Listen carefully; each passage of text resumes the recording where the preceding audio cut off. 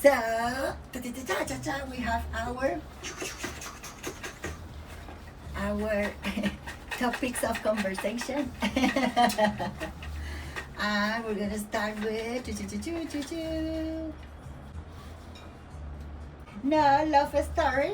What? So okay, so the confession is the first time I fall in love with you. I knew in my heart that I was gonna love you for the rest of my life, no matter what relationship it was, because you know. But at that moment, I knew I was gonna love you for the rest of my life. I just accept you in my heart. So, and it was two moments. So,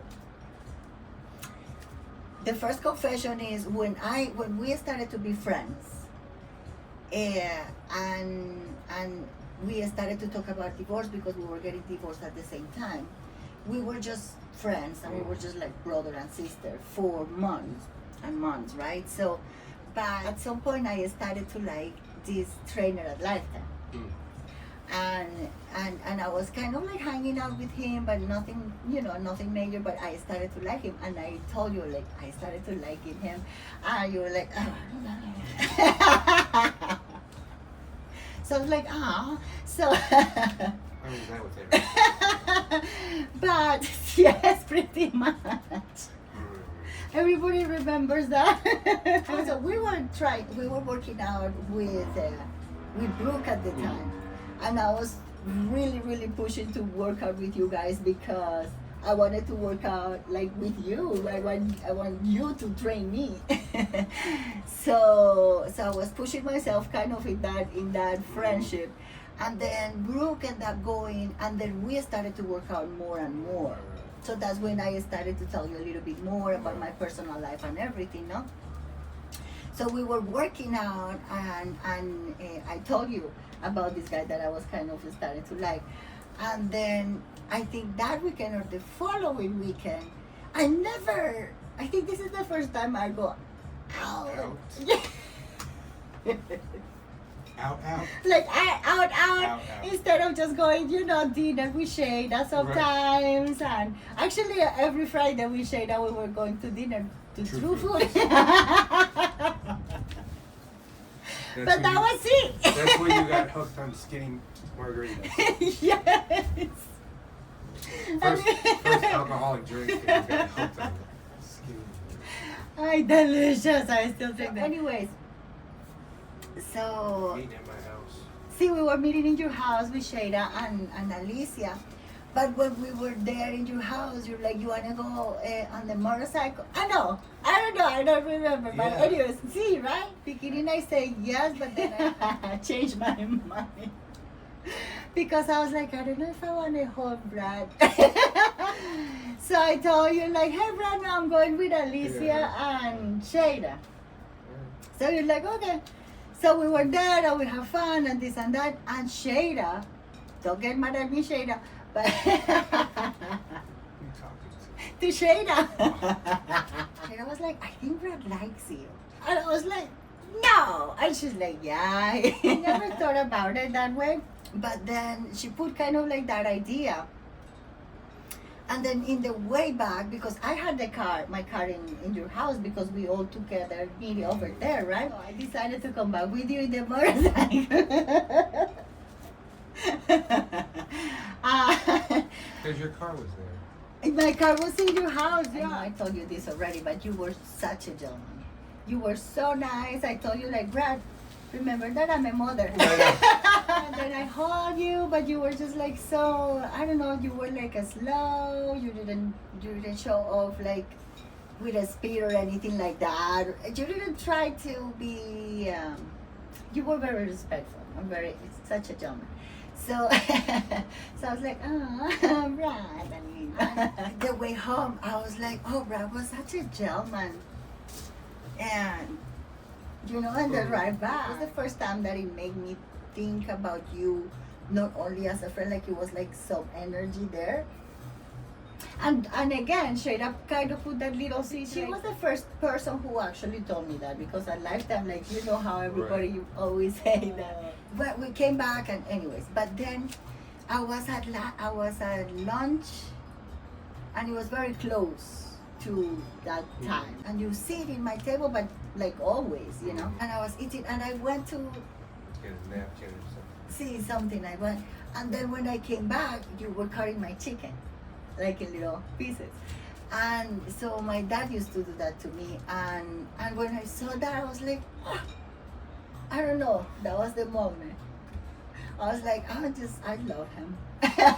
So at that moment, I knew I was gonna love you forever. However, that's not when I fell in love romantically with you, because for us that came much later. Because for circumstances of life, although we always knew we were always like magnets, because we always have to be like working out together, sitting together, talking about our personal lives and our significant others. Meetings next to each other. People wouldn't dare sit in your seat. I'm like, newbies come in, I'm like, I wouldn't sit there. But I wouldn't do it. What? No, that's safe. I always forgot my Somebody's- forks, remember? I always forgot something to eat with, and you had like the plastic fork for me. And you didn't even look at me, you were like And then if you were mad at me, I'll sit in another chair. like Kevin Benz or something, or Jody. I was Really? like, huh.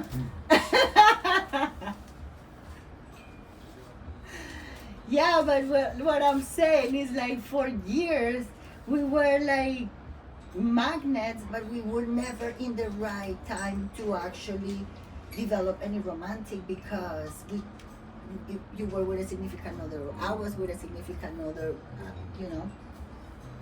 So when you were breaking up with this one, I was good with this one. When I was breaking up, you know what I mean? Right. Like it was never the right time for us to actually Right. like develop something like that until you know, when life got us back again, back together again. So yeah. Oh, but And a more consistent, you know, way. see, We always ended up seeing each other somewhere through those 5 years. that we didn't see each other consistently, because at Lifetime it was a consistent Right. relationship, but it was a consistent relationship of like two people, how I see it now, because in my country, to me, it was always very normal to have un amigo, like un parcero that was always with him. Ay, Chuchi! Always with him, and Wow. oh my She's hanging goodness, out. our hummingbird. Chuchi. I don't want to move to show, but someday we'll show you our hummingbird. So, I forgot, you were in a part of the story, I was listening. No, you were talking about just kind of after I cut up your chicken, how you felt, and how the 5 years that we were apart, we kind of still saw each other, and I felt the universe brought us together every now and then, because I felt like at Lifetime you were like my sister, like See, my younger sister in a Correct. sense. Like I took care of you. Like if you called, I would be like, no, we Yeah. were like, okay, so we were always defend each other, mhm. but we're the only ones who could say the truth in our faces. Mhm. So that's why sometimes we end up fighting.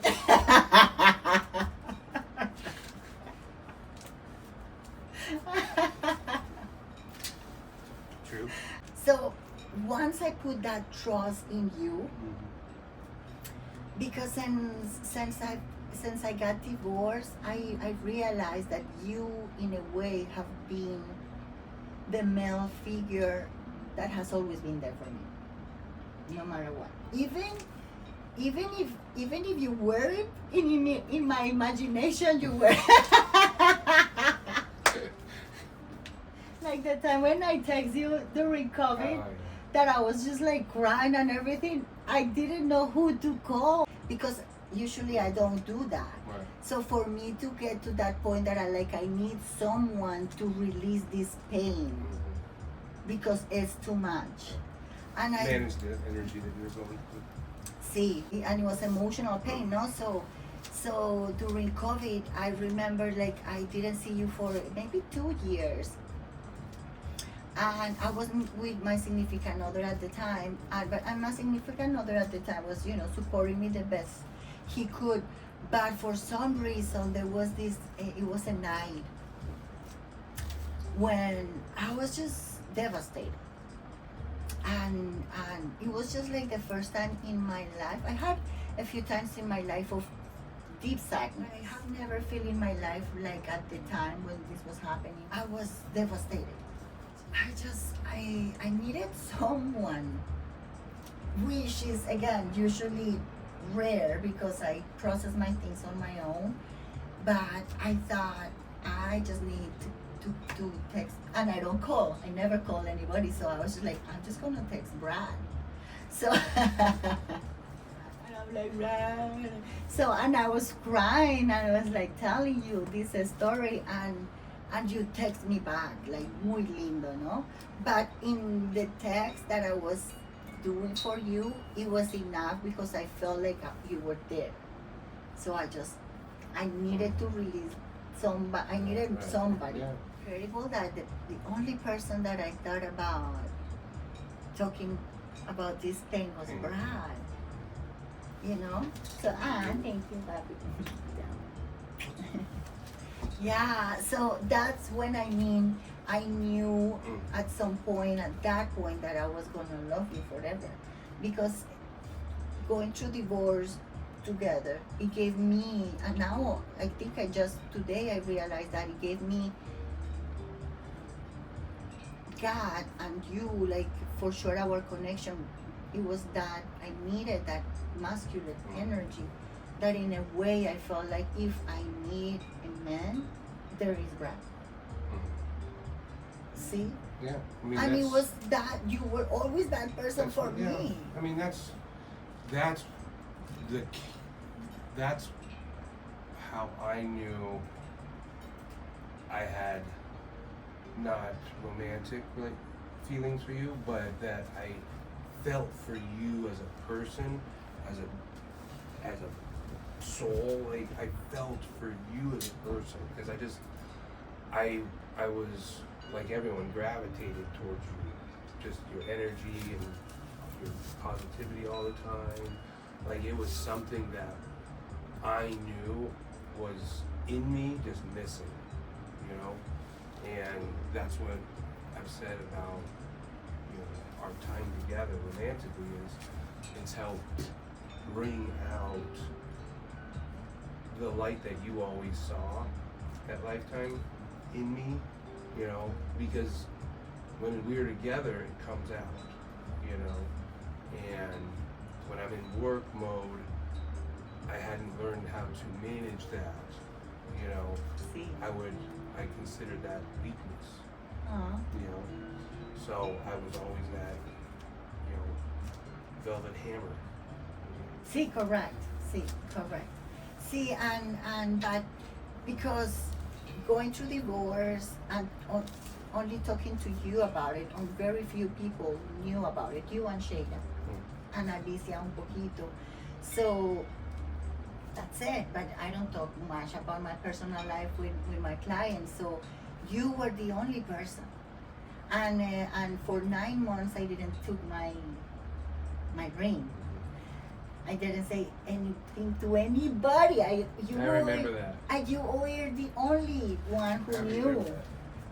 Because I didn't want to talk about it until I was feeling better about it, and saying it without, I'm do my process on my own, and then okay, I'm moving on, I'm organized, my emotions are in the better place, better place, because Lifetime, how Lifetime is, so like people would have saw you notice, without a ring. Notice things like that. I don't notice things like that. Hawks.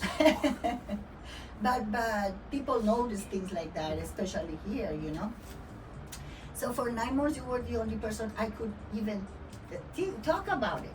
And it's better because I don't like talking much about it, but you make me feel comfortable enough for some reason to talk about it and to talk about my personal life. And because I don't know. It's like, yes, it's like you energy were very protective energy. So again, I had to take over so much stuff as the male and female for my kids, for my family, for everything, right? Not everything, but a lot. That you were that energy, masculine energy that helped me to feel like protected, like a girl, like if I need help from a man, like if I need something in, for example. I show up, you're like but high heels, not in the sense to use booty you, but shorts, but in the sense of like that I knew you would protect me. I knew you would help me if I need it. And I don't abuse, you know this. I don't usually abuse of anybody's, you know. But if I really need help, car breaks down. Hmm? Car breaks down. Correct. And again, like your energy is so similar to my dad that I guess I felt protected at the time from you. You were the only one who knows that I'm getting divorced and my son is autistic. Like you were my only person that I could trust and release some of my energy, in the sense of not being always taking care of everything. You could take care of me in a sense of like, you know, little things, cutting my chicken, moving my weights. Take him off We were working take it out. off your lap and re-rack him. I'm like, wait a minute. I'm not training you. We're just training together. I'm like, 4, 5, you got this. I'm like, why am I counting your reps? That's my point. Like I had a personal trainer. I have a, you know, and you were my boss that knew that I worked, but I needed some flexibility now with my schedule, things like that. You know, you were the only one who knew what was happening. Not enough, no? Right. It was hard for me when, for example, you know how I manage my relationships sometimes with ex-significant others that are just like fine. We can be friends and there is no us. There is no bad feelings there. You know? That's how my marriage is. Correct, but there is others that you're like, okay, this is it, and I wish we could be friends, but unfortunately, that's not the situation here. Boundary, thick. I won't. Yeah. But no, there is others that, you know, that we can be friends but that depends on the dynamics, no? I would never say levels or no, but the dynamics, how, you know. But you always ended up with significant others that hated you. Yeah. So in those Well, cases, because I think, I mean, like everybody, I think they misinterpreted the word love and how it can be given without being sexual or attraction. You know? Correct. Because I remember there were times that you text or you called, or not called, but like we were talking or something, and my significant other would get mad. Like we're just friends, literally talking, you know? But people saw that energy that they knew I would do anything for you. and vice versa. Right. I would defend you Right. at lifetime, and you would defend me. So we were that connected to our love, but not our romantic love, but our love as friends, as family almost, no? Family, yeah. Correct. Because again, I have loved always people that like that. The people that I have loved, I see them and it's family to me. I love them the same, just not romantically anymore, or maybe it's family and I haven't seen them in 5 years, but they love, I see them and it's the same. See, so I have that love for you since that moment, the cutting my chicken moment. So it doesn't change even if you had significant other or you didn't have significant other. Now, when I knew that I was making other person uncomfortable, then I always had to, back out, not talking to him, not texting him, not, because if I do, what I'm gonna do is making him in trouble. So I just I will go back, and I won't go to the places that they go, or I won't participate on this. Things that happen because I had to put myself back and let you be with yourself. See, I didn't go to those things because, I didn't want to be uncomfortable or make them uncomfortable. There was one we all went to. That was the first one I tried. That picture. Yes, it wasn't a Spartan race. It was something. It was something, but with obstacles. Obstacles and blow up, like slippery obstacles. So. And that one crazy one, I'm like, you're doing it. And I was like, no, Brad, I don't want to do it. I was like, no, I don't want to do it. It's too high. And you're like, do it. I did it. You did it good, actually. See? Yeah, you like ran and then. Well, I'm pretty athletic. Lana did that, like jumped, and I was like, she's gonna kill herself. And then you did it, and I go, these girls are gonna kill themselves. I didn't jump. No, I was like launched. See? Yeah. I was talking to you there like a friend. Yes. Like, come on, you got this, go, like slap you on the ass. I mean, I didn't slap you No. on the ass. But like, you know how football players like smack. Like I'm like one of those, you're one of the guys, like, because our time, on our lifetime patio time, on the window ledge there, all the time, my life lab, that we always would talk, you were like that sister that I never had. I have 3 older brothers. I don't talk to them about stuff. Mm-hmm. We weren't that kind of family. Or like a personal stuff, correct? Right. Or like a little bit deeper stuff, or exactly. So, that's the connection for me with you, is just you were that, like I said, I tell everybody that, like, she was like a sister. Because you were like, you guys work out together a lot. I'm like, because she's the only girl here that can push weight other than Brooke, and she left. Okay, this is ⴑ something that like I would defend with my passion, because my time for me working out with you was like precious. It was like going to Whole Foods to eat breakfast 7 to 9. It was like 12 to 2 working out with Brad. It's like nobody touch it. I don't train at that time. Working out with Brad. And like in meetings, we'd always. Yeah, sitting beside, and when they make us do this, when we were doing the labs. Oh yeah. So they make us do this course, and I thought we were learning just the theory, just to interpret the results, because I get dizzy with blood, and of course we sit in the, beside each other in the course, and the guy's like, you guys have to take the pinch of the blood, and I was like, blood. And I told you, Brad, I'm leaving, and you're like, you stay here, and I'm like, I'm leaving. And you're like, you stay here. I'm like, no, it's blood. I'm like, how am I going to do it to other people? I'm going to be like, yeah. The question you used to tell people to break the ice. Oh, see. So like, okay, so he made me stay. And you're like, you do it to me. Consultation, go ahead. Yeah. You might and say what you say. Oh, see. So he did to do it to me, and I always say, like, do you feel dizzy with blood? No. Well, that's a good thing, because I do, so you can catch me.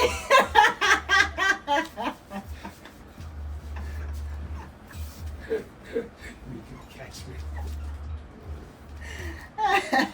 That was my consultation at Lifetime in the lab.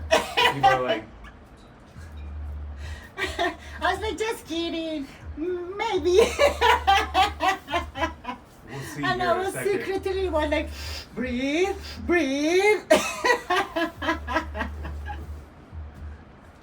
taking blood of people. Ay, qué chiste.